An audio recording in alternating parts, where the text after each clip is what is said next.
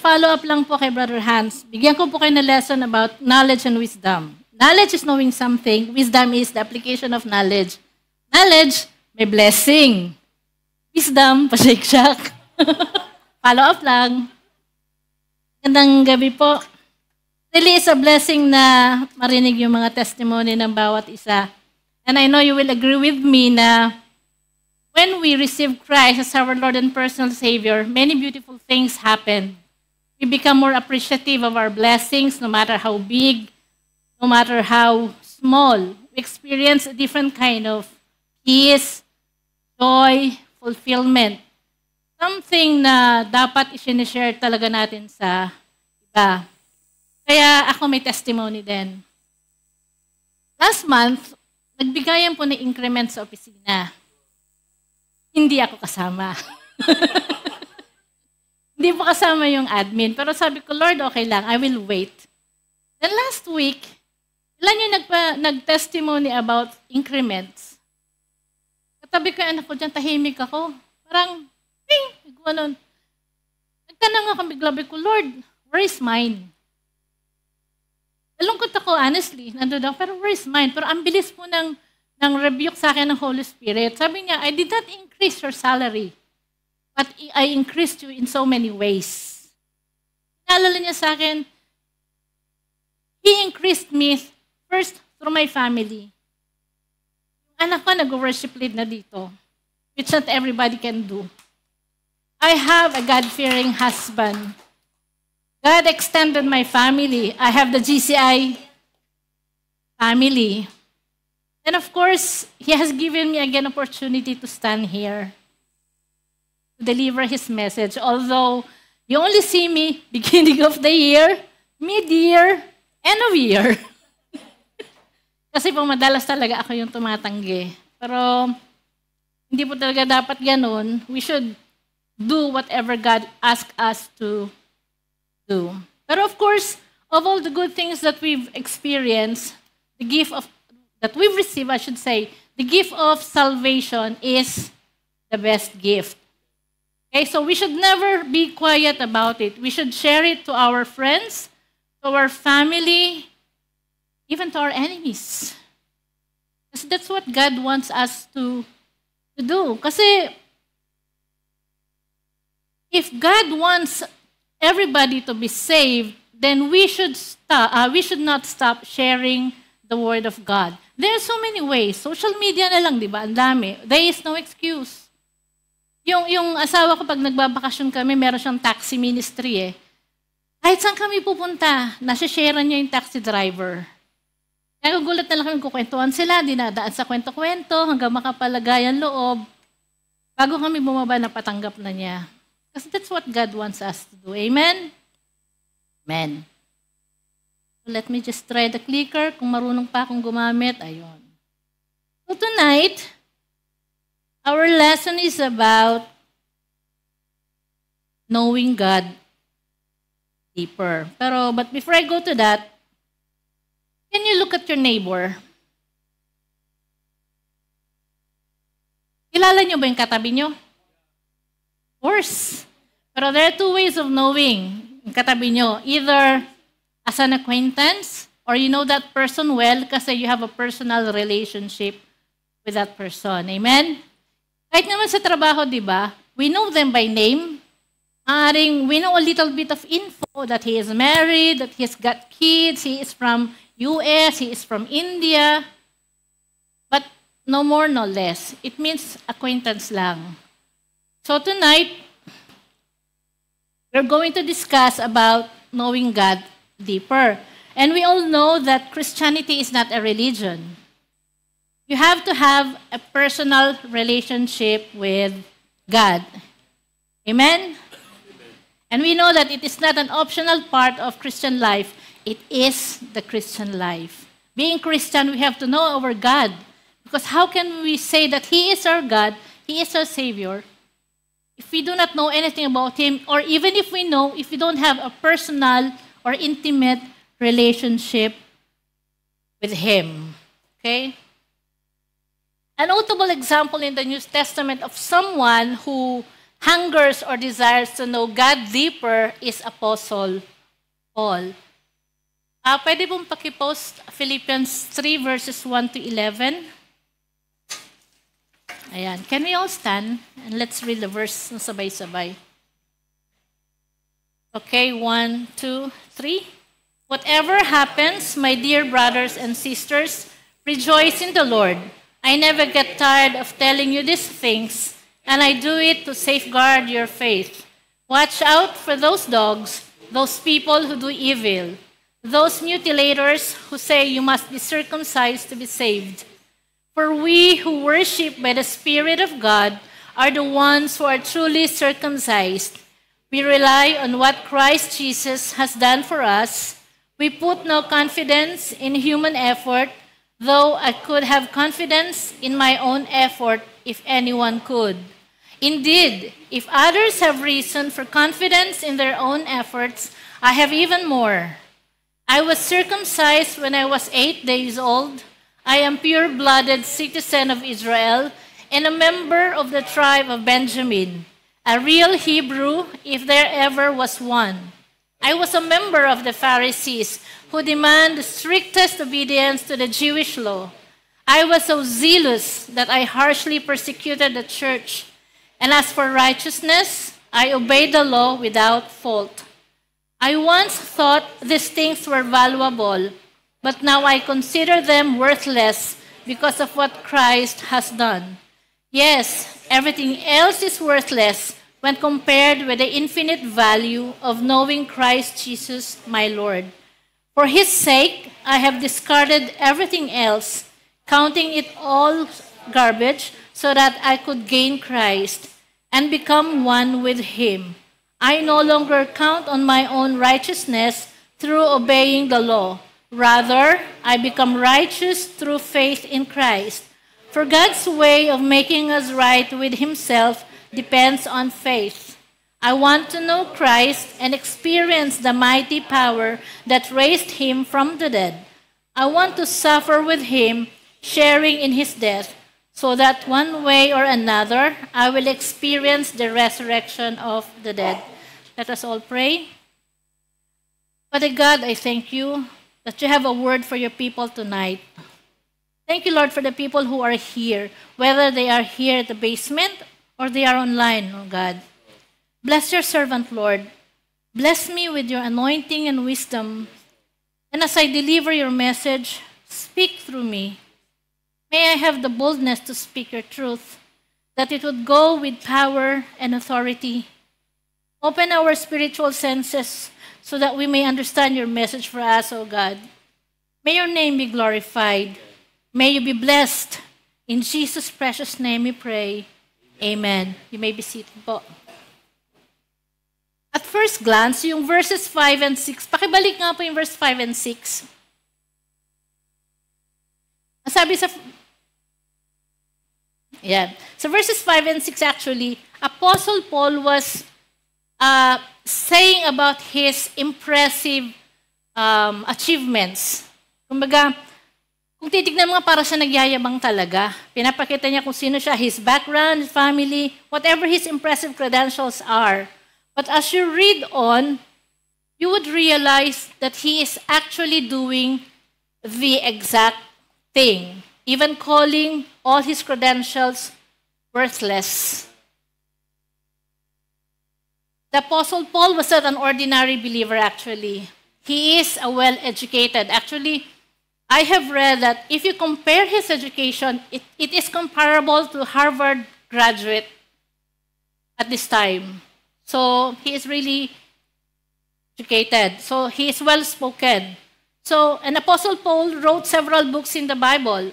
To name a few, Romans, 1st and 2nd Corinthians, Galatians, Ephesians, and so on and so forth. So if Apostle Paul, who has written several books in the Bible, desires and longs to know Jesus more deeply, what more tayo? He's been in his ministry. He's been in his ministry for like almost 30 years. Gano'n na ba tayo katagal naglilingkod sa Panginoon? And what does it say? that even you have served the Lord for the longest time, there is still more to know. There is still more to discover about our God. Amen? In our previous series, The Communion and Commitment, the High Priestly Intercession, we have learned that in order for us to have an eternal life, we have to know God through His Son, Jesus. Amen? But not only as a head knowledge, but we must have a deep, intimate relationship with God. Okay, exit na po, brother. Okay. John 17:3, and this is eternal life, that they may know you, the only true God, and Jesus Christ, whom you have sent. The English word know, yung naka-encircle, is actually a translation of the Greek word ginosko, which implies more than just knowing, more than just intellectual knowledge, but a deep, intimate relationship with God. So, as we all know, our relationship with God started when we accepted Jesus to be our Lord and personal Savior. John 1, verses 12 to 13, it says, "But as many as received Him, to them He gave the right to become children of God, to those who believe in His name, who were born not of blood, nor of the will of the flesh, nor of the will of man, but of God." Madalas po natin naririnig, di ba? Kahit hindi pa tayo lahat naman tayo anak ng Diyos. Naririnig natin yan sa mga non-believers, sa believers, lahat tayo anak ng Diyos. Pero with this verse, it is very clear. Hindi po lahat anak ng Diyos. Only those who believe in His name. So yung mga kakilala natin o yung mga taga rito na hindi naniniwala sa Panginoong Jesus, then unfortunately, nakakalungkot, they do not belong to God's family. Amen? God delights when His people truly know Him. But why do we need to know God? Of course, we need to know God to be informed. Yun lang ba? We need to know God to be transformed. When you say transformation, it means change. Sorry po, I think it's the wrong version of the presentation that I have sent. But anyway, like I said, when you say transformation, it means change or growth. A good example of a physical growth is that of a human being physically born. Di ba nung pinanganak ng baby, it starts as a newborn or infant. Then it becomes a toddler. Then it becomes a young adult. Then becomes an adult. And then senior citizen. Wala pa naman ako doon. So, just as human being moves through these stages, ganun din po tayo mga Kristiyano. We also go through stages. We call baby Christian, junior believers, matured believers. That's why nakakarinig po tayo sa church minsan ng spiritual mom, spiritual dad. So may stages. So how do we know? Ang baby Christian, to give an example, are those na nasharean tumanggap. In other words, new to their faith. O yung mga na-invite dito sa church, na-convict during the preaching, na-sharean ng word, of course, tumanggap sa Panginoon as their Lord and personal Savior. O yung mga umaten ng EGR for the first time, tumanggap sa Panginoon. Those are baby Christians. Bago pa sa pananampalataya. Now, how do we know if from baby Christian we are growing to be a young believer to an adult believer? Let me give you an example. Itago po natin siya sa pangalang Gina. This is Gina. Kasama ko po siya dati sa work sa Algalim. Every day we travel in the morning hanggang pauwi. Pinapaanuhan ko lang siya kasi syempre bago pa, worship songs, Ed Lapis. She's not even, I think Catholic pa siya noon. Sinashare ko lang, mga hapyaw-hapyaw lang, kasi baka magulat Parang baby, di ba? When we feed the baby, we feed milk. So, every day, Ed Lapis, worship songs, until tumanggap siya. She accepted Christ as her Lord and personal Savior. So then she became a baby Christian kasi tinanggap niya ng Panginoon. As time goes by, naisasama ko na siya sa church sa Farwania. Sa Farwania pa kasi kami naka-assign din eh. So sinusundo, dumaatan kami doon. Natututo na siya magbigay sa tithes and offering at that time kasi hindi pa naman siya marunong mag-tithes. And then, siya mismo nakapansin sa sarili niya, she once informed me na one thing she noticed about herself is that she learned how to pray for other people. Kasi normally, we pray for ourselves. But when we become Christian, we learn to love other people. We learn to pray for them. Until such time na pag-attend sa Farwania, bumalik na kami dito, kahit hindi ko na siya sinusundo, hatid sundo, uma-attend na siya ng church. Nag-EGR, tumanggap, nag-umattend ng training, she qualified to be a worker, and now, she's one of the speakers, sometimes sa EGR, nag-speak dito as MC. Glory to God po, glory to God. Marami pong ganyan dito. All of the workers started that way.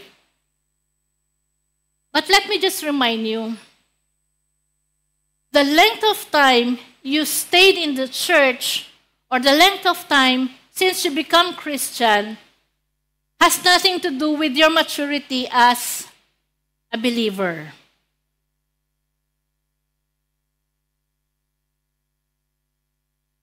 Let's read 1 Corinthians 3. May we all stand up, please? 1 Corinthians 3, verses 1 to 3. Dear brothers and sisters,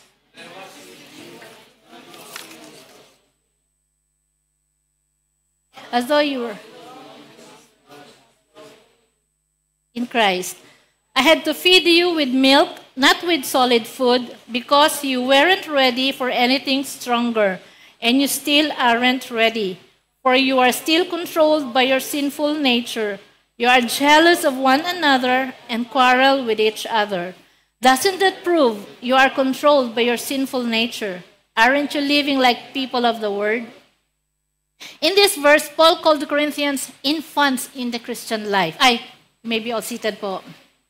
Because they were not yet spiritually healthy and matured, and they are still controlled by their old self and by sinful nature. And what's the proof? They are jealous of one another and quarrel with each other. See, sinasabi po natin na when you accept Christ as your Lord and personal Savior, you belong now to Christ. And you become a new creation.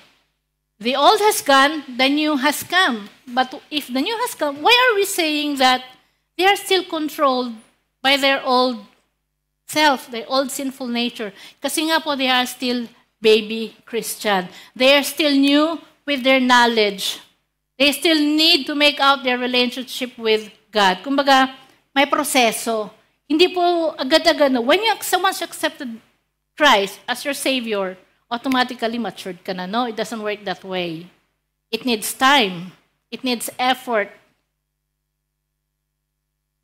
Kaya po dito sa GCI, we offer several trainings. For baby Christians, there's Alpha, as sa mga beginners, there's Beta, yung mga hindi nakapag-EGR, pina-attend ng EGR, then post-encounter, and then palalim po ng palalim ang lessons. Depende po dun sa degree na nung new believer na yun. Kasi hindi mo pwedeng bigyan ng malalim-lalim na lessons ang new believer.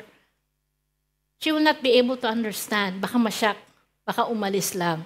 So, dahan-dahan, di ba like a baby, Paul is saying, feed with milk. Di ba yung mga infant milk, and then Cerelac, and then mashed potato. Dahan-dahan, hindi mo agad papakainin niya ng solid. Ganon din po tayo sa mga Kristiyano. Little by little. There is process. Okay?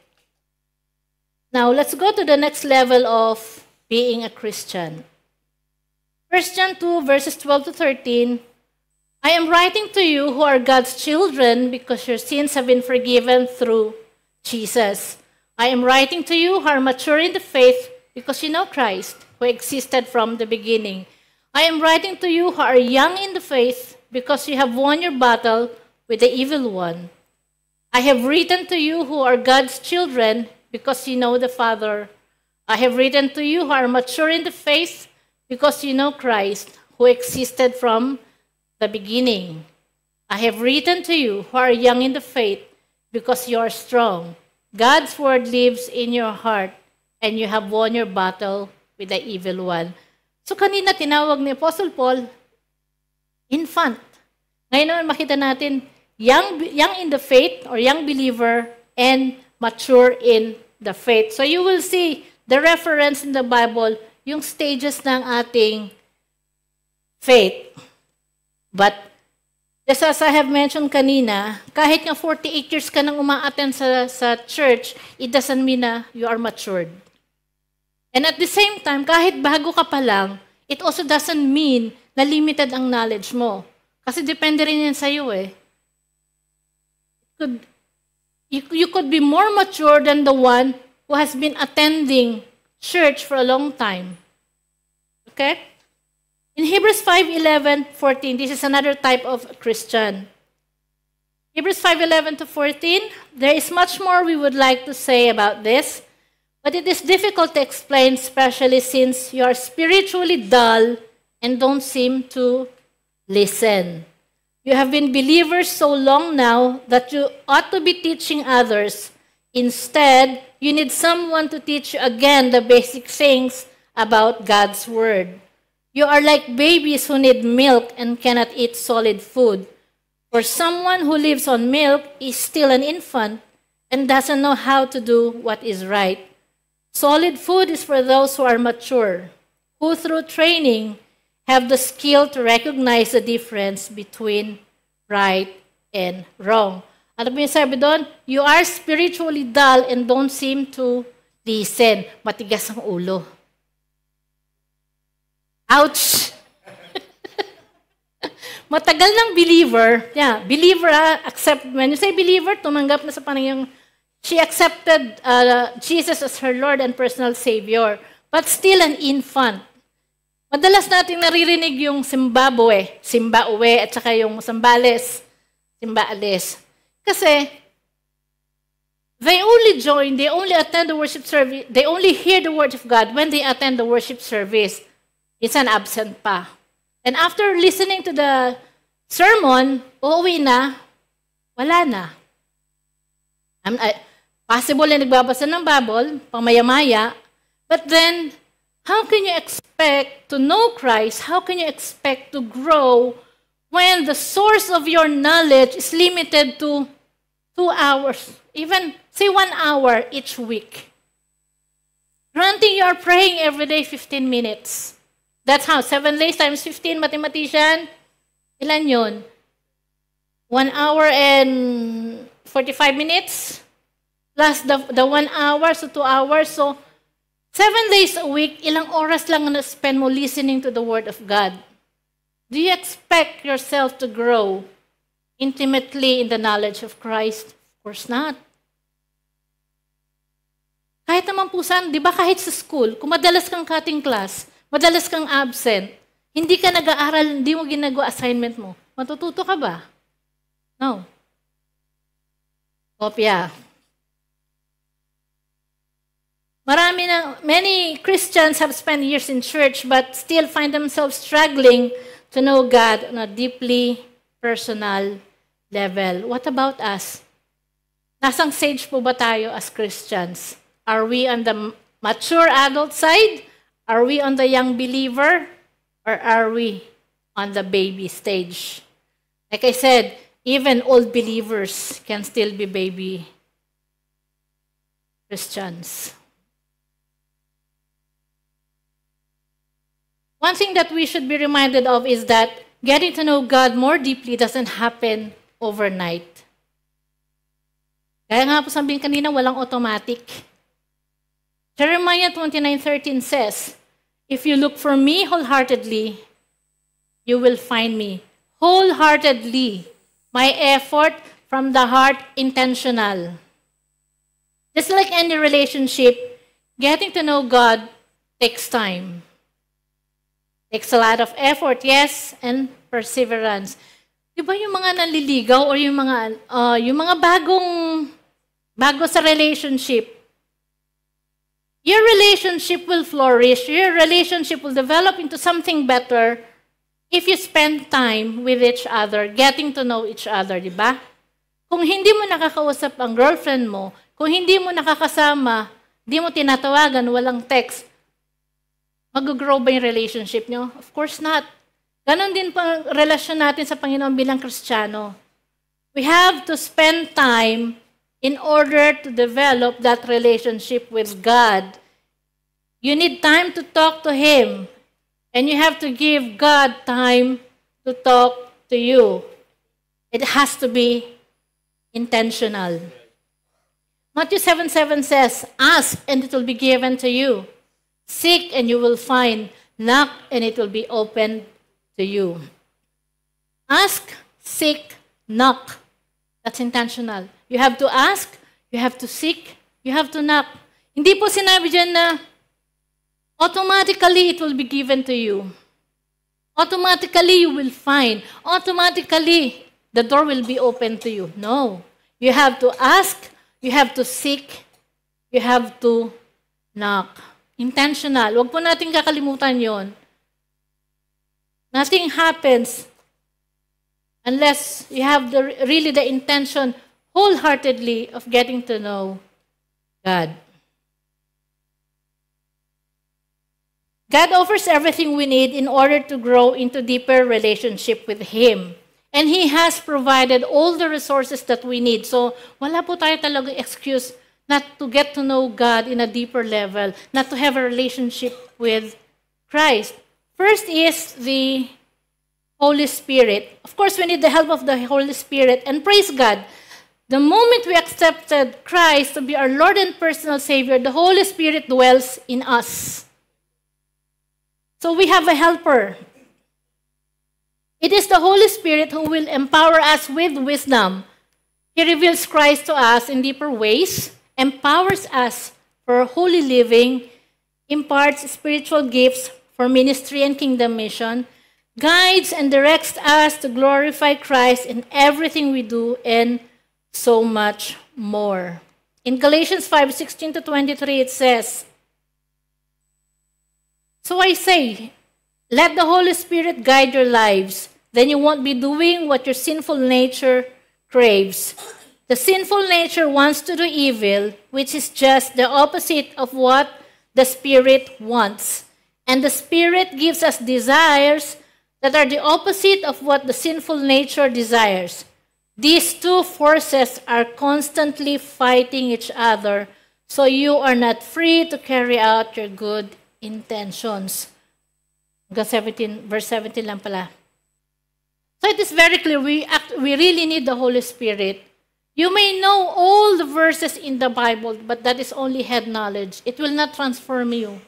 Because it will not give you the wisdom to understand and to do what is being asked of you, kahit na memoryado mo lahat yan, without the help of the Holy Spirit. Praise God, He dwells in us.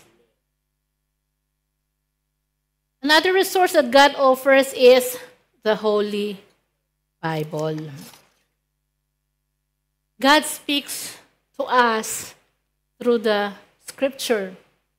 And again, like I said, praise God for the Holy Spirit, for He gives us wisdom to understand the Word of God. Kasi if we are going to depend only on our own intellect, it will be difficult because God usually speaks in parables. Especially kung hindi ka ganun ka well-versed sa English, mahirap. Buti na lang maraming versions. Minsan nga, even in Tagalog, I find it more difficult to understand the Tagalog Bible. Merong ganun di ba? At least, may sa ibang language, meron. So at least, it gives us the opportunity to understand God's Word. But then again, I said, without the Holy Spirit, that's only head knowledge. If we read the Bible, we have to note that Bible is the only reliable source of knowledge about who God is, what He is like, what His will is, His plans, purposes, His promise, what He has done in the past, what He will do in the future. His do's and don'ts.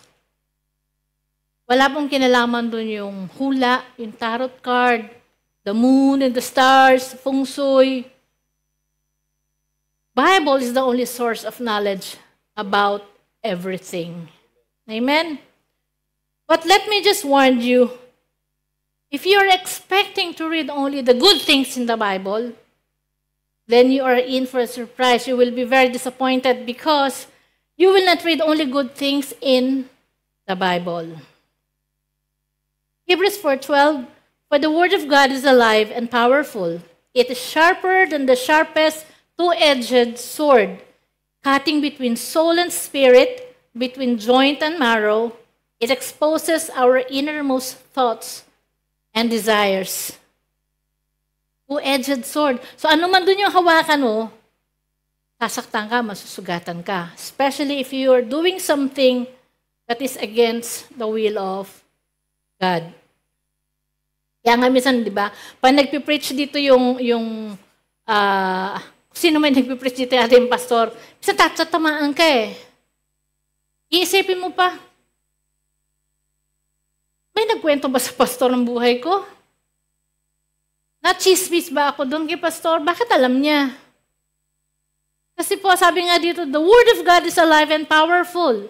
So if you're living in sin, you're doing something that against God's will, ouch.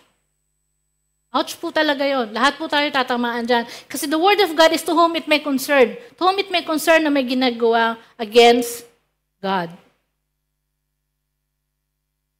2 Timothy 3, verses 16 to 17, all scripture inspired by God and is useful to teach us what is true and to make us realize what is wrong in our lives. It corrects us when we are wrong and teaches us to do what is right.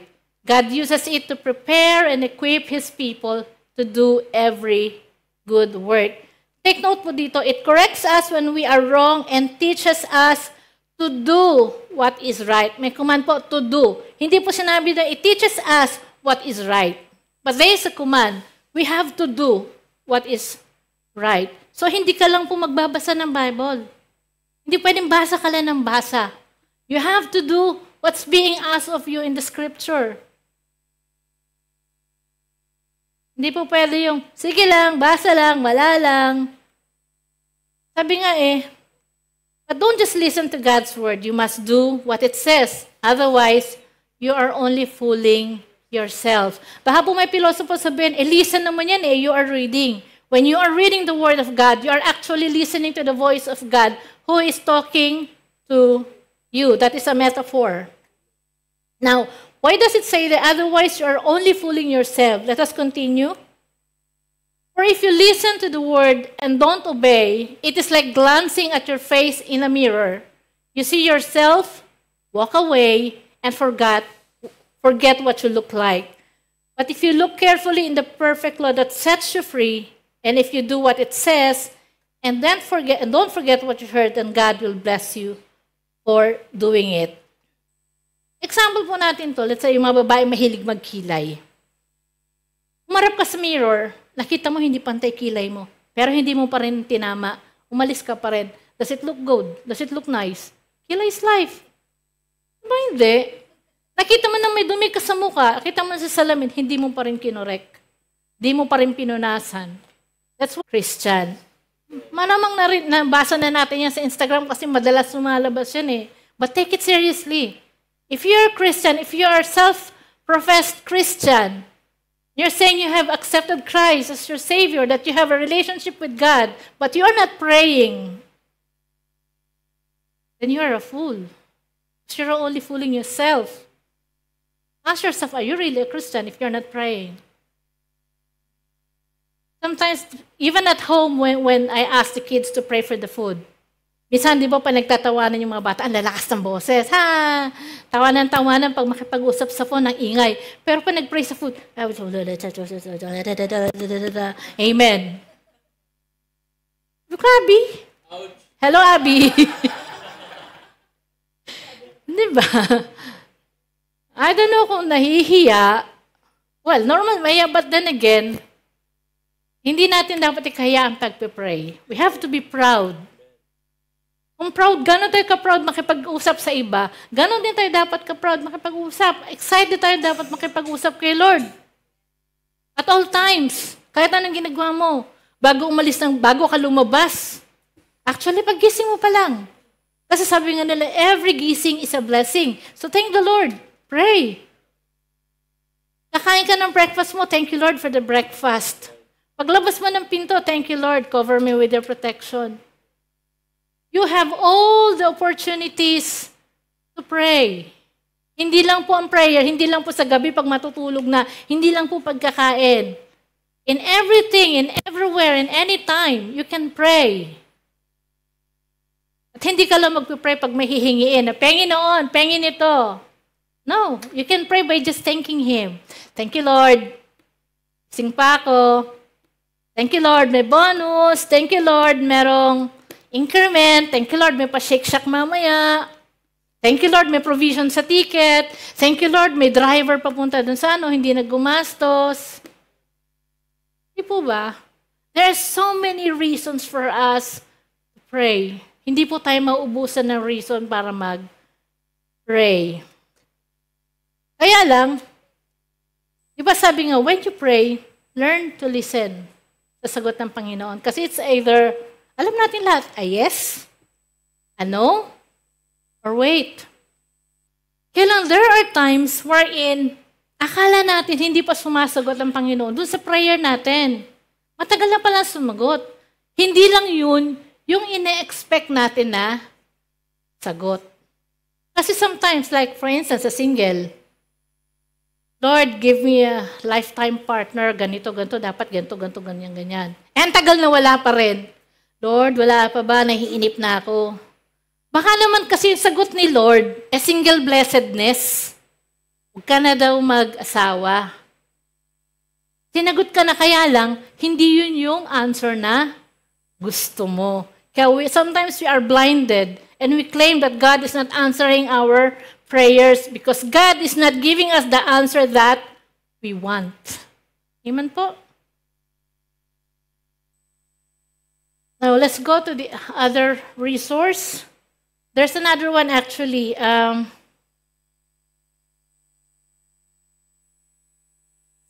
Yes. We started with the Holy Spirit, and then the Holy Bible, then we went to prayer, and then church community. Kilala niyo po ba si Lone Ranger? Ay, yung mga 40 patakas din niyo kilala si Lone Ranger?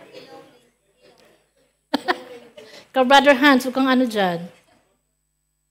Lone Ranger is a fictional character in the American cinema, TV, who fights unlawlessness alone.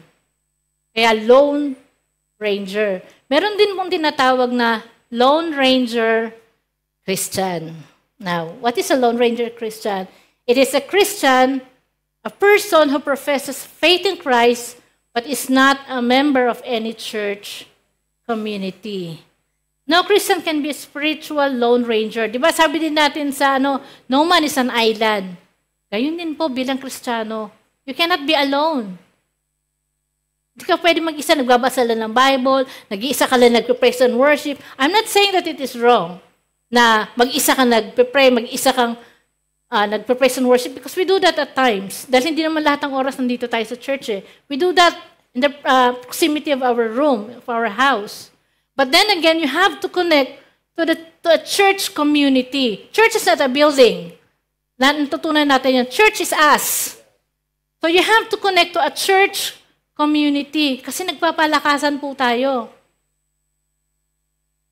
One good example is yung baga. Tanggalin mo yung isang baga, isang uling. At first, magniningas pa rin yun. But sooner than later, mamamatay yun. Ganon din po tayo mga Kristiyano. Pag inihiwalay mo yan sa body of Christ, pag mag-isa ka lang, yung excitement mo, yung happiness mo, yung faith mo, mawawala po yung manlalamig ka. Kasi ang baby Christians, especially the baby Christians, yan po yung mga excited. Yung mga excited kasi first time nila na-encounter ang Panginoon. Kita niyo yung mga umaten. Sino na po mga nag-EGR dito? Dito po sa side na to. Lahat po ba kayo nag-EGR na? Hindi pa. I pray po na makatan kayo ng EGR because it's a different experience. You will be blessed. You will be transformed. Really.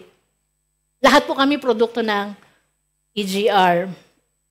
See, yung mga unang, makita niyo excitement nila, nag-uunahan pa yan sa testimonies. Uunahan pa yan. Yung excitement na yan, na they are so in love with Jesus, na they will share it to their friends maybe, kasamaan sa trabaho. Kasi the fire is still there. But give it 1 week. Given the influence of the environment, social media, work environment, the family na kung hindi believer, pag hindi yan na-connect sa body of Christ, that excitement, that love felt for Christ, that burning desire to get to know Christ more, will be lost. Definitely po mawawala yan. The baby Christian will not be, no longer be a baby Christian because it will die. A natural death. We have to attend worship service. Be it you are a baby Christian, you are a young Christian, or you are a matured believer, you have to attend worship service. You have to fellowship with your fellow believers. Because you need to hear the Word of God constantly. Meron po dito a-attend ng worship service. The problem with some Christian is that a-attend nga sila dito, di ba sabi ko kanina, simba uwi, simba alis. But there are those na kapag praise and worship, they are convicted. You see them crying. But the moment they go out, they forget what they have heard during the praise and worship, during the tithes and offering, during the preaching. Kasi walang follow-up. Parang gamot lang yan eh. Pag hindi, minsan ka lang uminom, walang follow-up, gagaling ka ba? Minsan naririnig po natin, church is like a hospital. It is for the sick. Yes, just like a hospital, it is for the sick. But not everyone replies to treatment. Kahit balik ka ng balik sa ospital, if you don't follow the prescription, if you don't follow the instruction of the doctor, gagaling ka ba? No. Yun din po dito sa church. Even if you keep on coming, you keep on listening to the preaching, amen ka ng amen, iyak ka ng iyak, praise and worship. Pero hindi mo ginagawa yung pinapagawa sa'yo ng Diyos. Will you grow? No.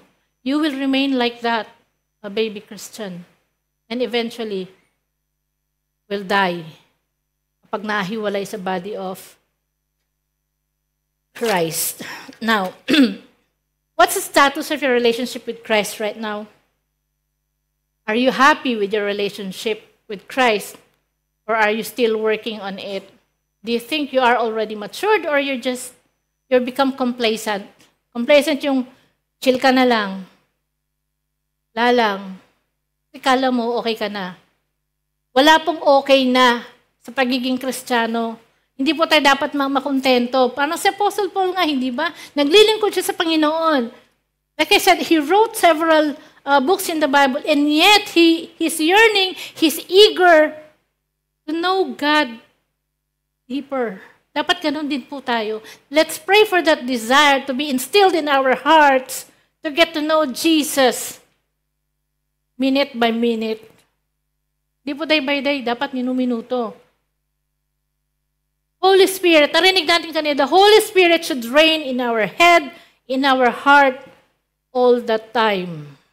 Kasi pag hindi mo pinuno ng salita ng Diyos, ang puso mo, ang isip mo, you are giving the devil a foothold, you're giving him a chance to fill it with garbage. With things of this world. Lalong-lalo na kung bihira ka makaparinig. Pupunta ka nga din, narinig ka, diyan ka nagpe-Facebook. You're supposed to be singing, you're supposed to be worshiping God, you are supposed to be listening to the preaching. Anong ginagawa mo? Facebook? Wala ka bang oras mamaya para mag-Facebook? Wala bang oras mamaya para mag-Messenger? Give God the due reverence He deserves. Diyos natin yan. Pag may kailangan ka, hingi ka ng hingi. Lord, iyak ka ng iyak. Give me this, give me that. Pero yung oras na inihingi niya sa'yo, nasasandaling oras nga lang. Ilang oras ang ni-spend natin sa trabaho? 8 hours a day? Eh yung travel time. Social media. How many hours, how many minutes na lang do we spend time reading His Word every day? Or baka hindi ka pa nagbuklat. Yung asawa ko, nagsasawa na, magbuklat ka. Sabi ko, sa opisina, wala kami trabaho, nagbabasa ako ng gusto. Wala akong ginagawa magbasa. Kaya lang, dapat din, we have a set place and time commune with God. Kaya yung daily devotion.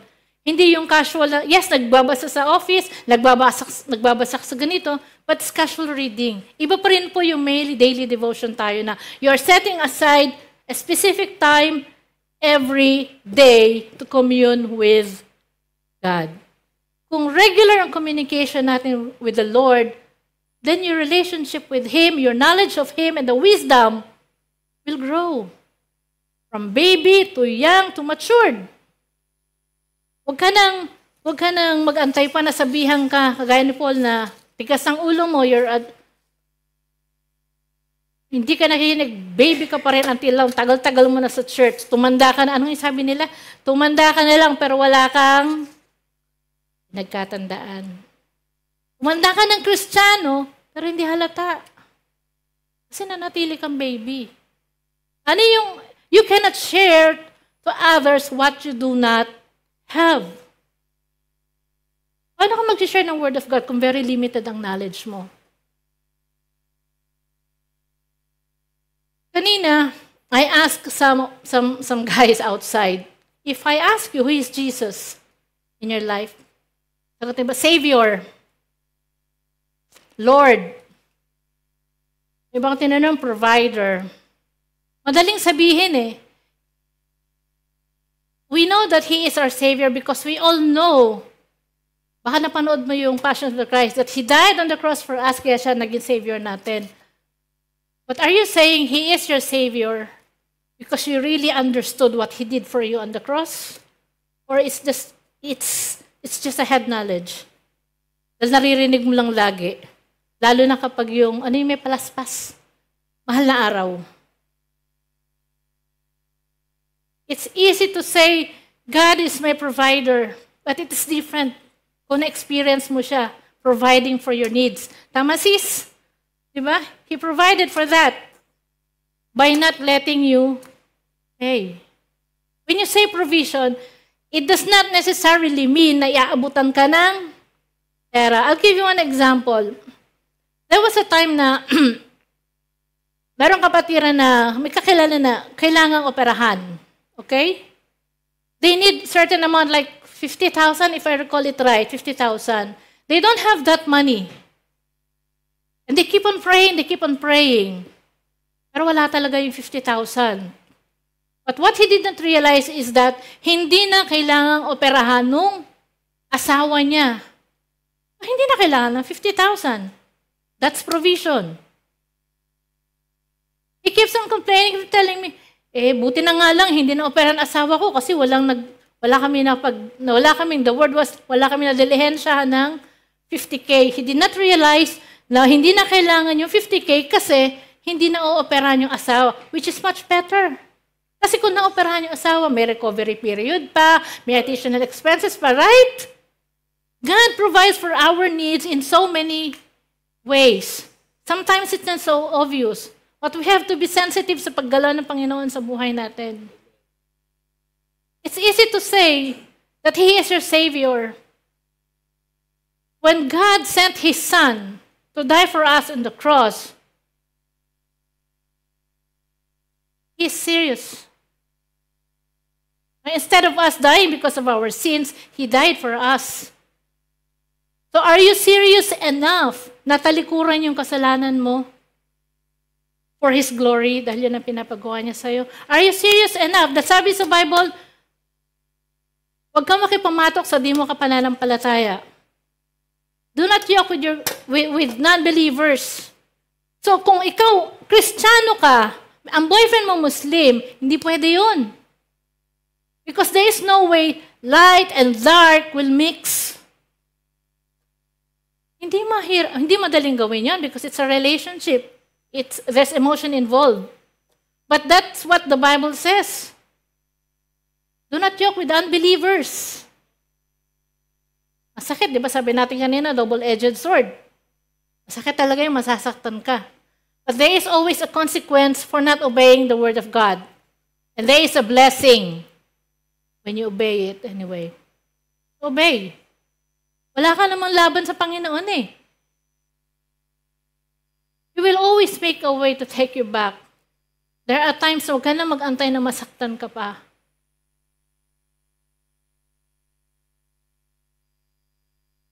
Are you serious enough when you say, God is your provider?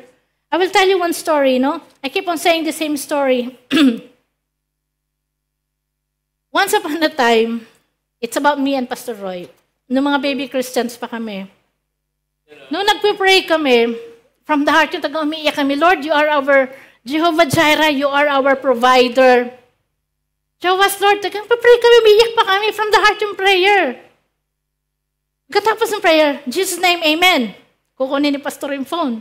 Lord, sino kaya una ituturo mo dito mga utangan namin ng 5-6? I am not proud of our situation in the past. Okay? But I am proud of how God turned around our situation.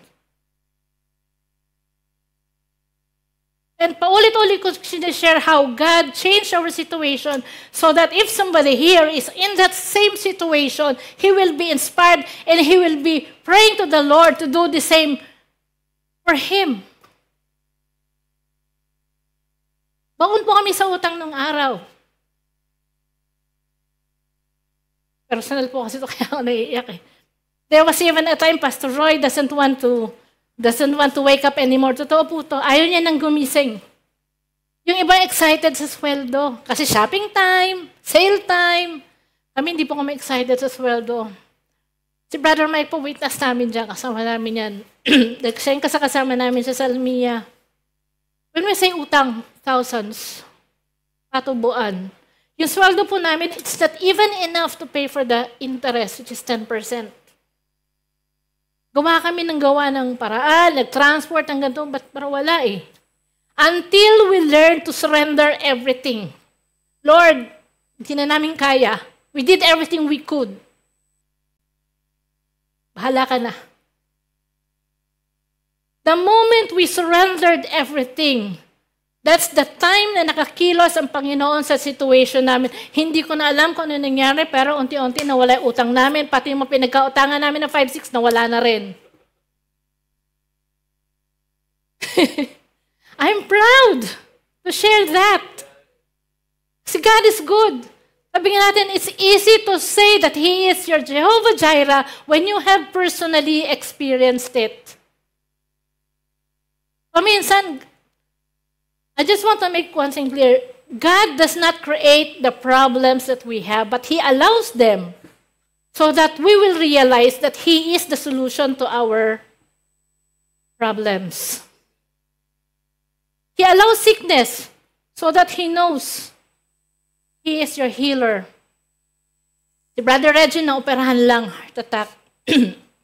Kailangan ba rin nating ma-heart attack para malaman na our God is the healing God? No. Wisdom. Nakita na natin how God healed him. So, iiwas na rin tayo dun sa mga nag-cause nung possible na maging cause nung sakit na yon. Alam mo nang pag kumain ka ng bulalo, cholesterol. Kain ka pa rin ng kain. Yun lang. Sarap talaga yun. So, God allows people to experience it so that other people who are under the same situation will be inspired, will learn the lesson that that person learned. Tsaka wag po tayo magtaka if we are under attack. There was a time when I heard isang kapatid nag-testimony dito na he's being anxious, he has the anxiety attack and all na hindi naman siya ganun nung hindi pa siya nag-church. We have to remember na dito po sa mundo, there are only two teams. Jesus team, God team, and the enemy's team. There's no in-between. Nung wala ka pa sa Panginoon, of course, automatic, andun ka sa enemy's camp.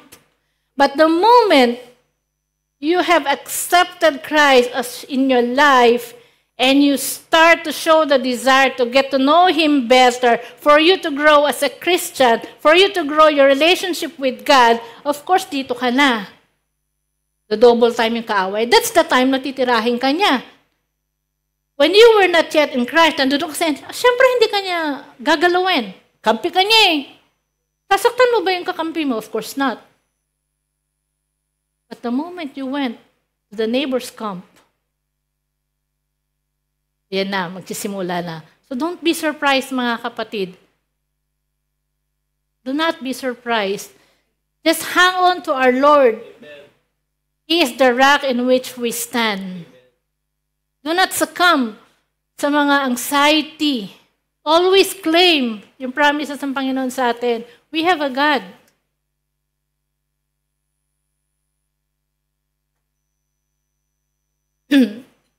May I call Ara, please, and Brother Hans? Before, malapit na po tayo matapos, before I go to conclusion, I want you to listen to a song. It's a short song. And while you're listening to the song, I want you please to close your eyes. The lyrics of the song is actually our heart's cry.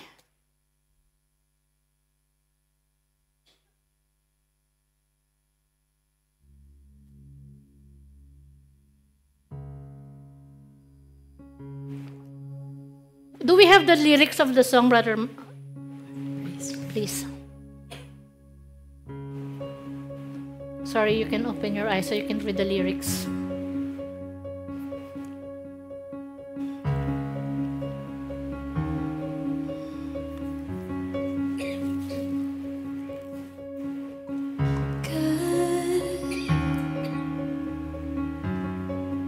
Don't give upon me yet. I know I'm not your best bet, but I'm trying, so don't give upon me yet.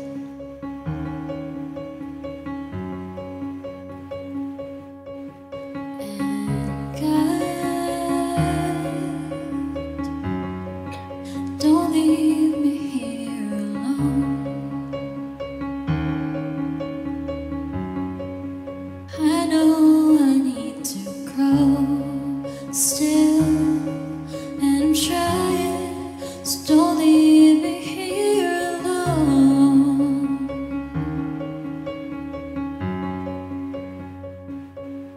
I know I've come so far, but got so far to go. And with these brand new scars and these broken hearts, it's hard to really know if there's a reason and if I'll ever see it. But I wanna believe it. So don't give upon me yet.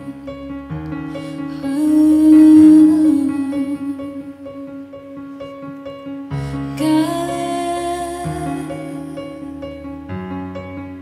I know it makes no sense.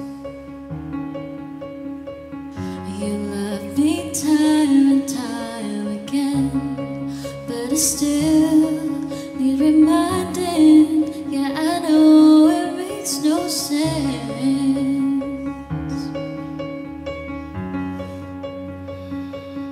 I know I've come so far, but got so far to go. And with these brand new scars and these broken hearts, it's hard to really know if there's a reason and if I'll ever see it. But I wanna believe it. So don't give upon me yet. Oh, don't give upon me yet.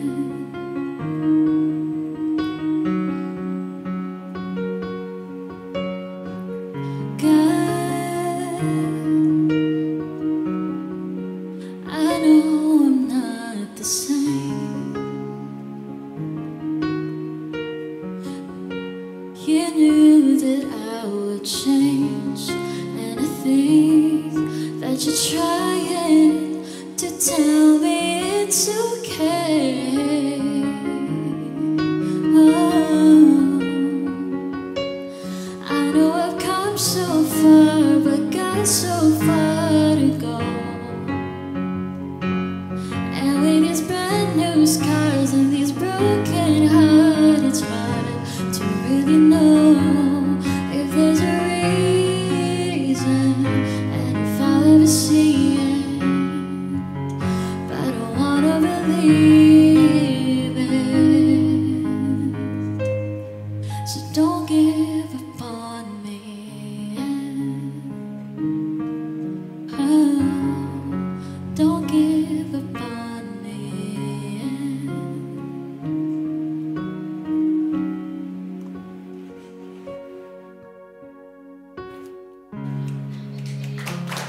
Thank you, Ate. The song says, God, don't give up on me yet. God will never give up on us. Ito yung kanta na maaaring prayer natin at times kay Lord. When we are under trials, kapag yung tinatry natin to get closer to Him, and yet we fail. And then we try again, and then we fail again. And then we try harder, and then we fail again. Until we feel na parang ang layo-layo niya na sa atin. Hindi po ang Panginoon ang malayo sa atin. Tayo ang lumayo sa Kanya. When we are under attack, kung meron tayong pinagdadaanan, all the more that we need to be closer to God. All the more na dapat tayong lumapit sa Kanya. Read His Word. Yes, masakit at times.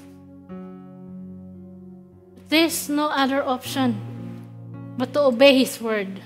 Kasi mas lalo kang masasaktan pag hindi ka sumunod. But always remind yourself that God loves you. And He will never leave you nor forsake you. Paulit-ulit kang magkamali, paulit-ulit kang madapa, paulit-ulit ka rin niyang aantayin. Hanggat matauhang ka. That's how much God loves us. He's not giving up on you. Hindi siya malayo.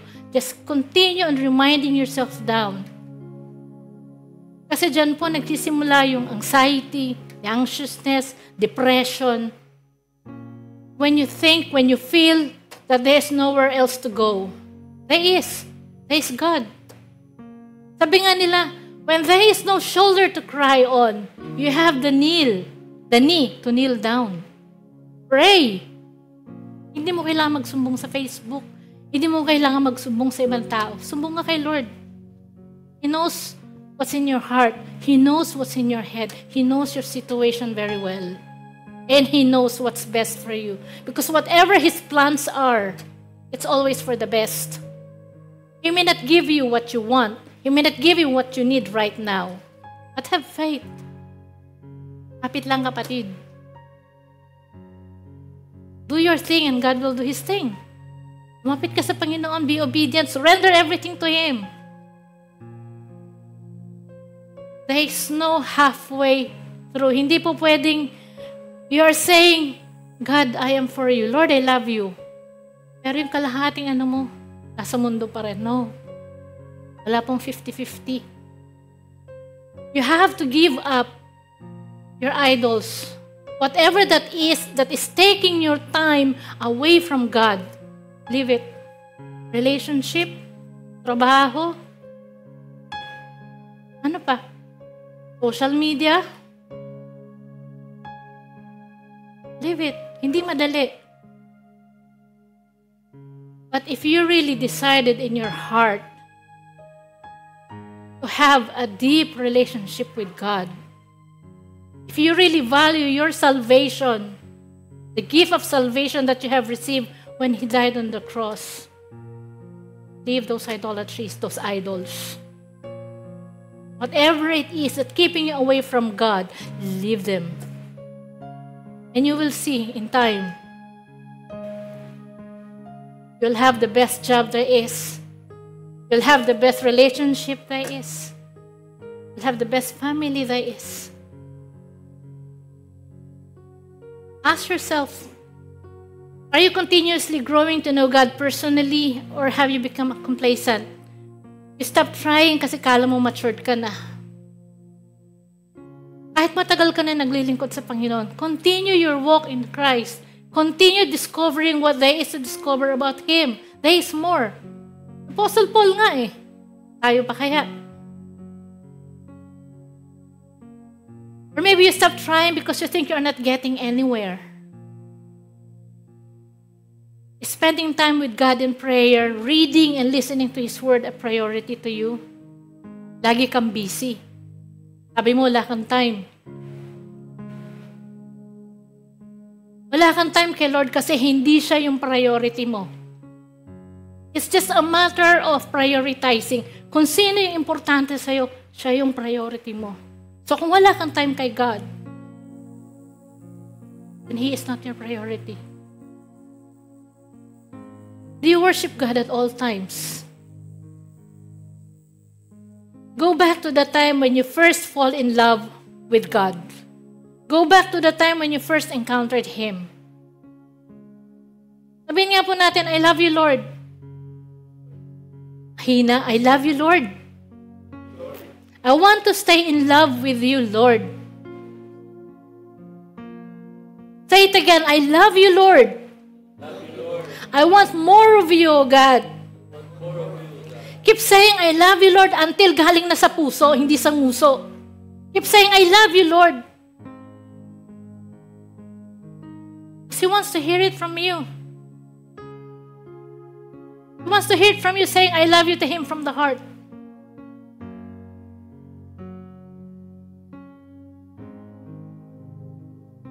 I love you, Lord.